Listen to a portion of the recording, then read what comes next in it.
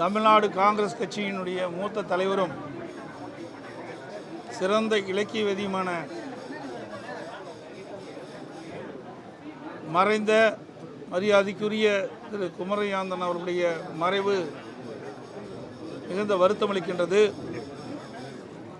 அனைத்து இந்திய அண்ணா திராவிட முன்னேற்ற கழகத்தின் சார்பாக நானும் கட்சியுடைய மூத்த தலைவர்களும் அவரது உடலுக்கு மலர்களை வைத்து மரியாதை செலுத்தியுள்ளோம்.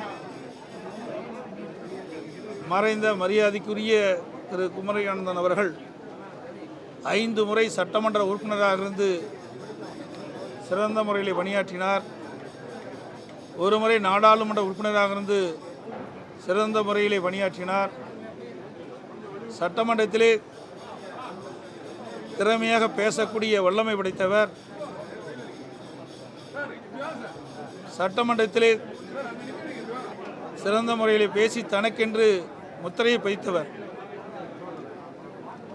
எளிமையானவர், அனைவரிடத்திலும் எளிமையாக பழகக்கூடியவர். தந்தை இழந்து வாடும் திருமதி தமிழிசை சவுந்தரராஜன் அவர்களுக்கும் அவரது குடும்பத்தாருக்கும் ஆழ்ந்த இரங்கலை தெரிவித்துக் கொள்கின்றேன்.